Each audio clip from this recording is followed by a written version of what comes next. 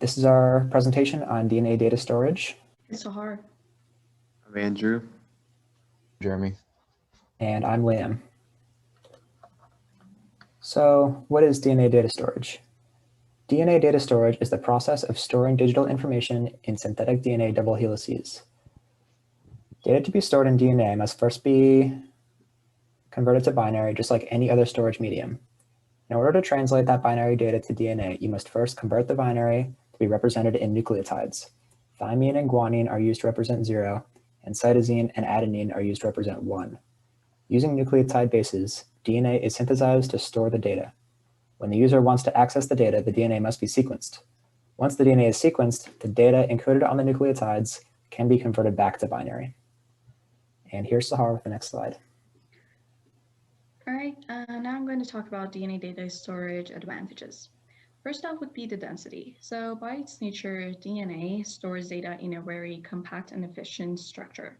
DNA data storage is more than 10 million times more dense than other storages like HDD, solid and solid state storage.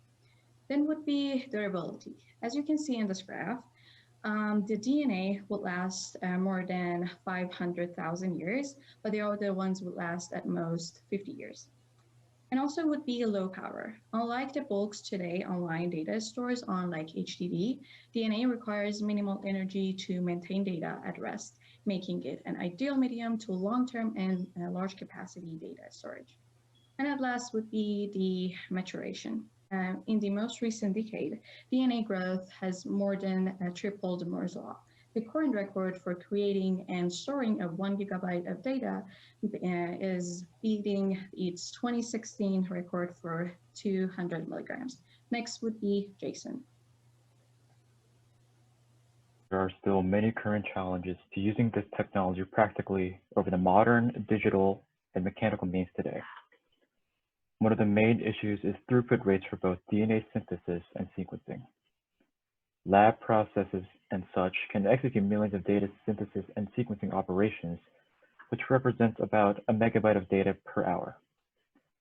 This is still way slower than technologies used in the 1980s.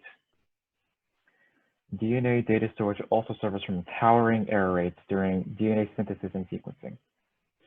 Noise can originate from a multitude of factors: synthesis imperfections, stutter noise, degradation of DNA molecules over time, general sequencing errors, etc.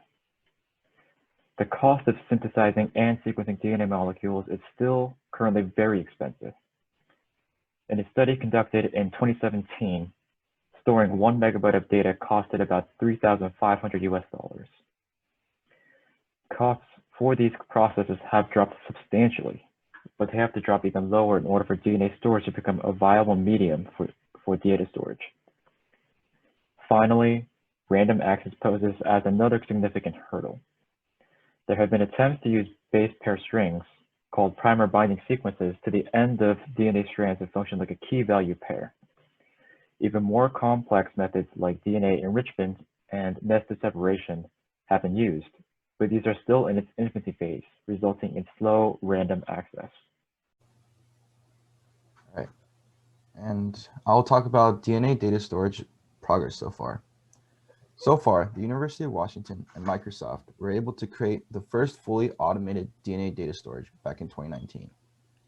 How this works is that information is stored in synthetic DNA molecules created in a lab, not DNA from living beings. And this fabricated DNA can be encrypted before it is sent to the system. In a simple test, the team successfully encoded the word hello in snippets of fabricated DNA and converted it back to digital data using a fully automated end-to-end system. The software created converts the ones and zeros of digital data into the A's, T's, C's, and G's that make up the codons in DNA. The team at the University of Washington has successfully stored up to 1 gigabyte of data, including pictures, videos, music, and books, into DNA, beating their previous world record of 200 megabytes. And now I'll be passing on to Andrew. So the cost of DNA data storage has had a 96% decrease since 2004 to around 7 cents per base pair.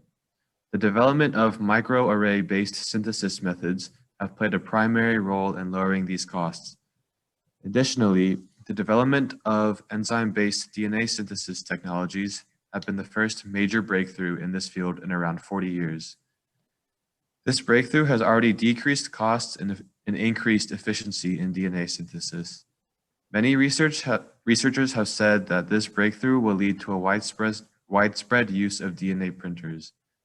In this graph, it is forecasted that the cost to synthesize DNA will drastically drop to 0.00001 cent per base pair. And also you can see that under purple, DNA synthesis forecast for second gen tech will take a drastic price drop around 2020 and 2021. Thank you for your time, and this concludes our presentation.